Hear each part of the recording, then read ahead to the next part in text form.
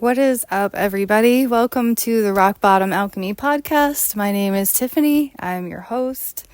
Guys, if you are a returning listener, thanks so much for coming back and hanging with me. I love you guys. You're my soul fam. Anybody that is here for the first time, welcome. I hope you find some nuggets of wisdom from this corner of the internet. You guys, I just thought I would hop on with a real quick episode. I don't think it's going to be long. It's almost dark. The sun has set and I am outside in the woods, and I was just reflecting on how many different things I've done just in the last few years since I gave myself permission to be more free and explorative and open to the unknown, the paradox and the change, the humor of life, to stop letting other people's limited perceptions affect me. And I don't say limited, right, in a way of like, oh, we know better than everyone else. But you do know better than anyone else what is best for you. You know the dream that you have in your heart. You know if you're not doing something outwardly pleasing or performative for somebody else's opinion, you know why you're not. Sometimes people can look at you and judge you, think that you are stationary, stagnant, not doing the correct thing, the responsible thing. But meanwhile, you are doing something that is growing your soul. You are doing something where you are learning a valuable lesson. It's like in this age of fact checkers, we have become so accustomed to thinking that everyone has to be right all of the time, that you're not allowed to learn a lesson on your own. You're not allowed to have a little bit of mess in order to have exponential growth. In my case, and I'm not claiming that I've got it all figured out, right? I'm still very much learning every single day until the day I die. I think it takes guts to start a business and put yourself out there and potentially be judged or, gossiped about or, get a side eye. Because we're not always going to make a 3-pointer shot on our first attempt, right? You sit down to paint, say that you're interested in seeing how painting goes for you. You get out those watercolors and you sit at the canvas. Your first painting is going to be like a child did it. And even as I say that, I feel like it's kind of beautiful, right? Because children just do what makes them feel good. They follow their instincts. They follow their bliss. They look at what makes me happy. What makes me feel good? What makes me feel free, alive? They do things from their heart. And, some of this stuff gets conditioned out of us as we get older. And it's like we lose that childlike wonder. We lose the faith in the what if, or the, hypothesizing, the dreaming, the dare to try. And it's in those messy tries that other people might not understand that you might be able to really create magic in your life. There was a quote that I put on a photo, a selfie from 12 years ago, but I still think about it. It was like, those who don't believe in magic will never find it. Oh my God. Sorry, guys. There's mosquitoes.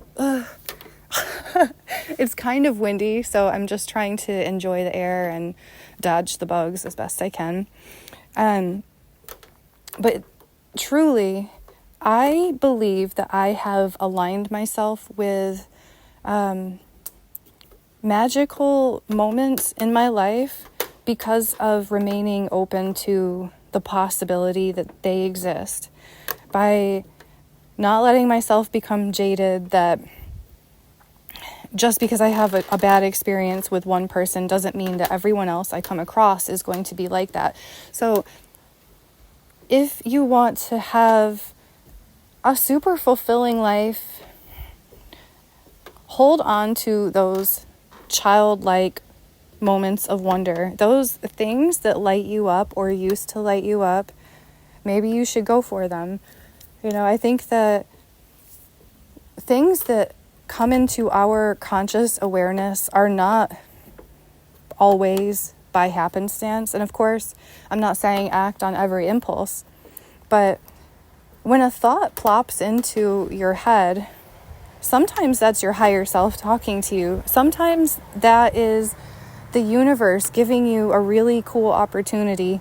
And I've heard people say that if you don't act on an opportunity that's given to you, that it may be given to another person. If you get a cool idea for a business, that could be for a reason. You might be a really great person to carry that out to fruition.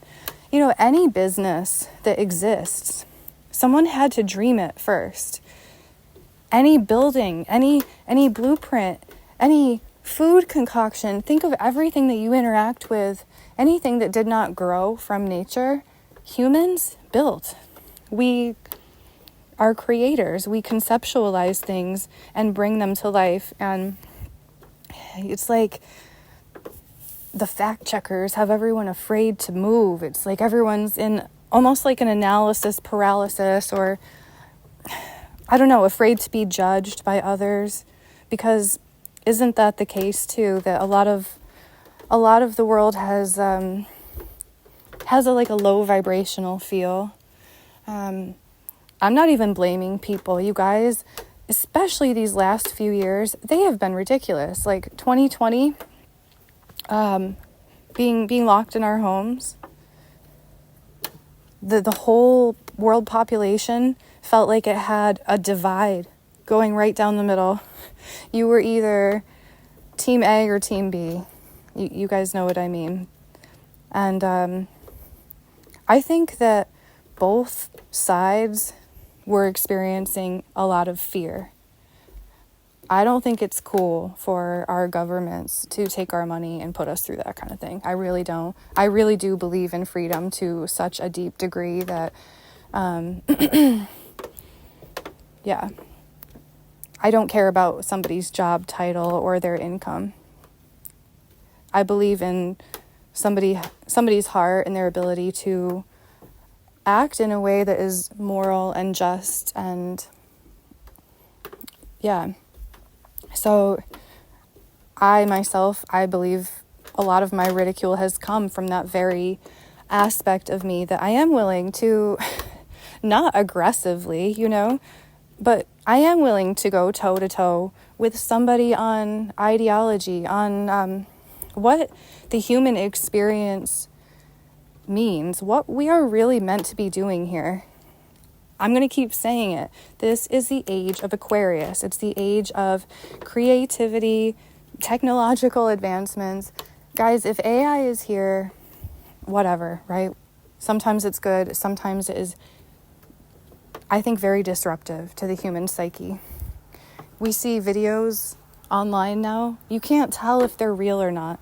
I don't think that all of the applications of AI are healthy. I think that a lot of it is damaging, confusing, creates more discord. People spend time in comment sections arguing about stuff that does not affect them. It does not matter to them on a personal level. We've been taught to be invested in monitoring each other too. Like in regards to the 2020, you were either vaccinated and masking or pretty against those types of things. If you were one of the people who were against those types of things, if you said, well, hang on, I have questions. I really care about my health too. I care about my autonomy and my ability to make decisions for myself. And I'm not so sure. There was no room for that if you were following along with the mainstream narrative. And I guess I'll leave it there. People started policing each other. If you showed up without a mask, citizens felt entitled to police each other. It was a really sad time. I think that traumatized the ever-living heck out of both sides.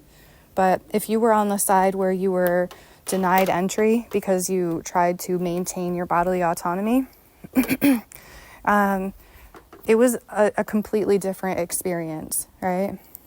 And so that's just an example from my own personal perspective of how humans can feel entitled, empowered even, to kind of come for the throats of people who don't think like them. And, I took this down such a tangent that I feel like I've strayed away from the original meaning.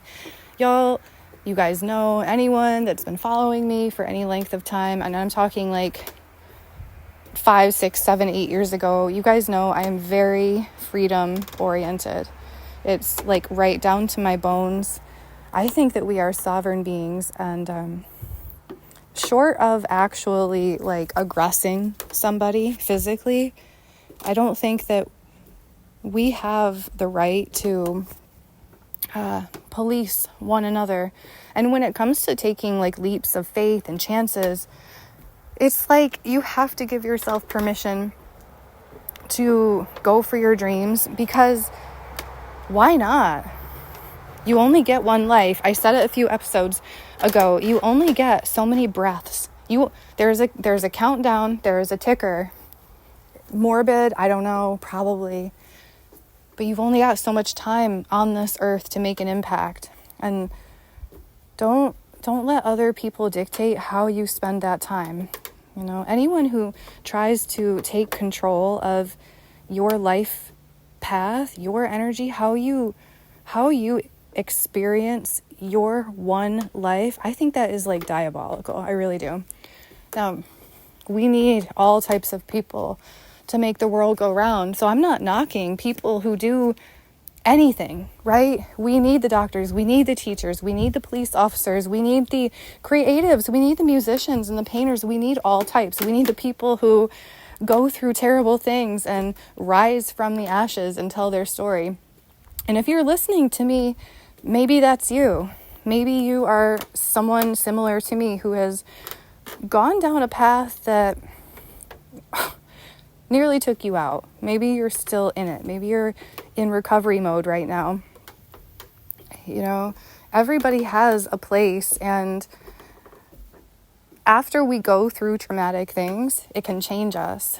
And sometimes the way that we're able to show up looks a lot different, or a little different, than how we expected, than how society expects.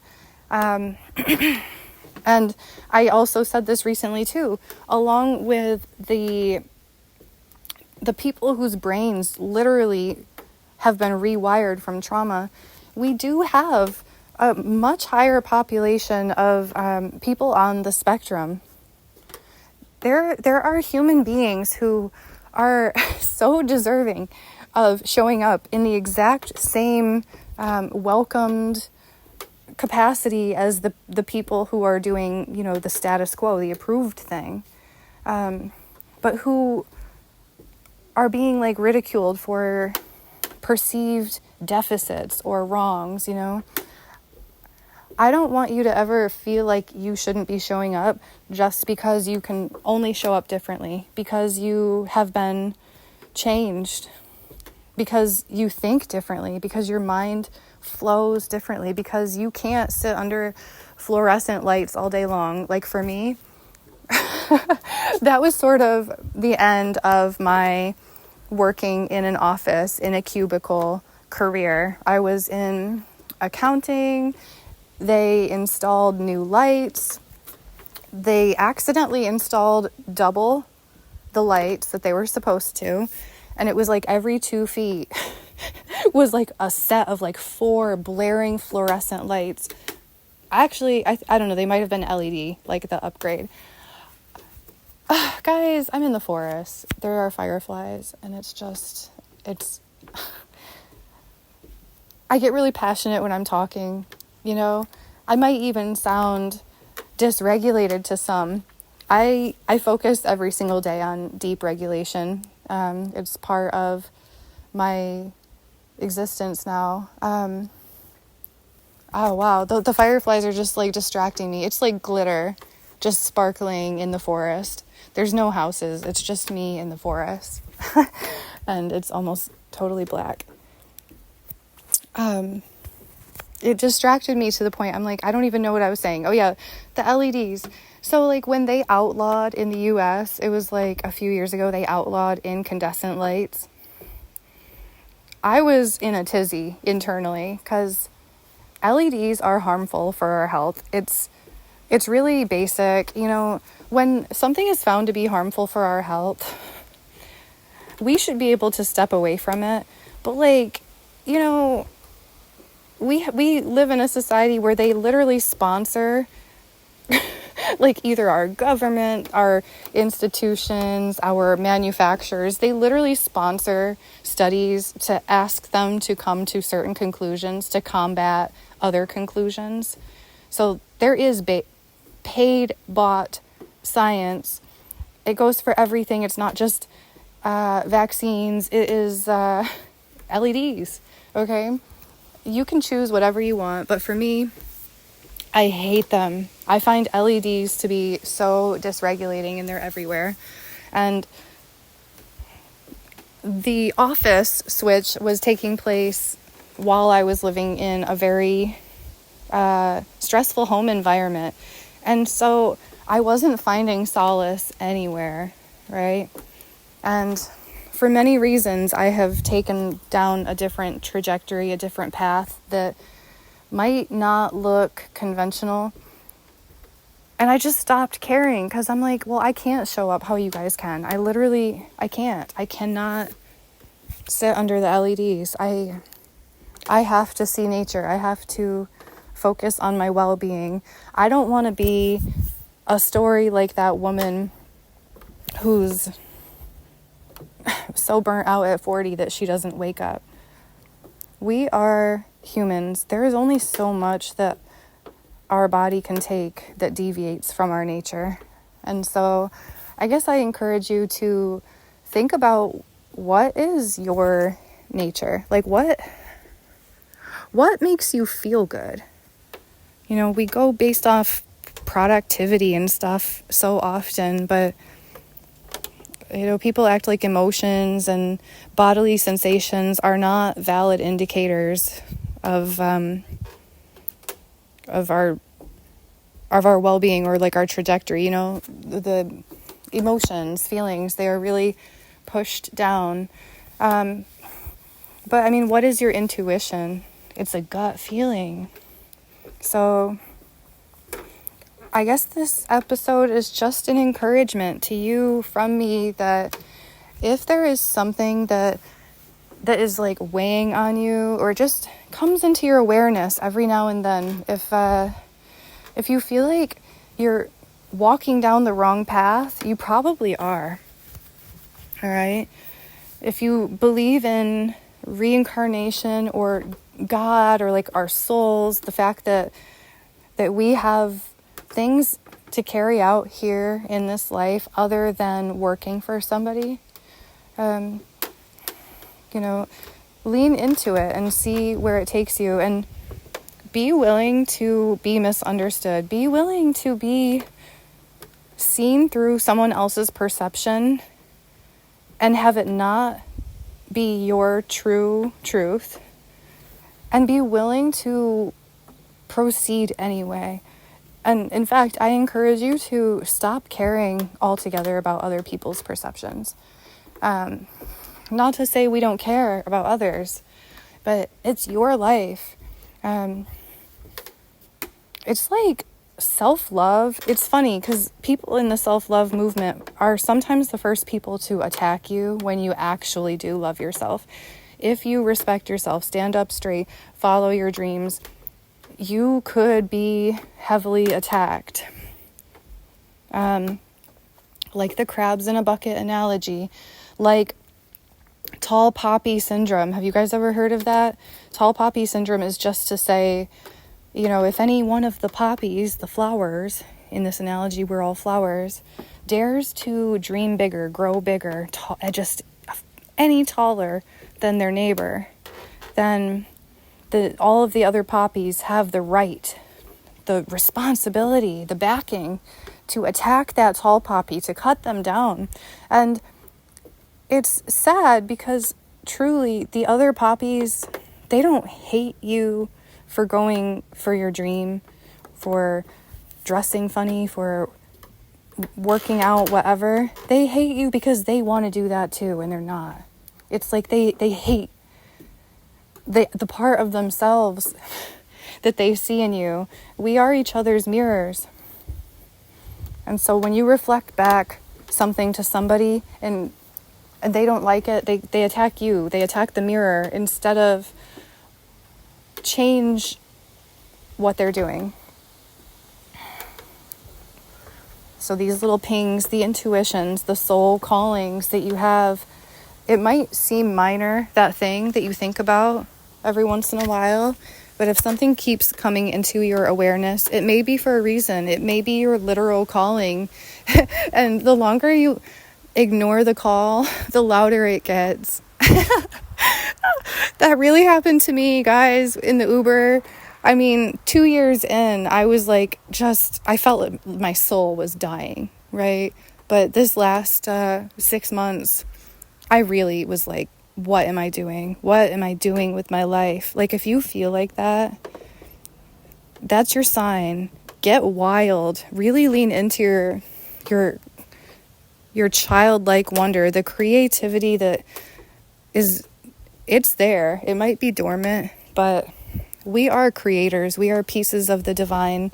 The divine brought us down here to experience itself, if you will. Like, if God runs through everything, God runs through me, God runs through you, we are literally like two pieces of God moving around down here, like playing bumper cars. How do you want to act out that divinity within you? Are you going to give it away? Are you going to give your whole life story away?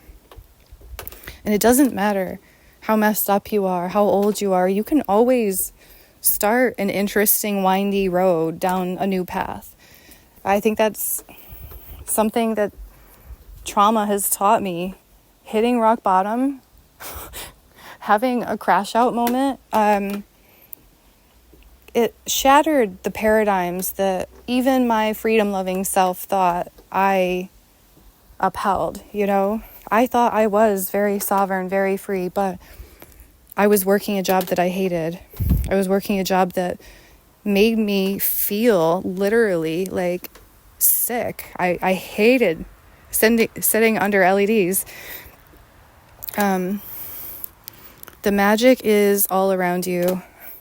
I hope that you tap in. Your life gets so good when you align with what you want. When you start walking towards that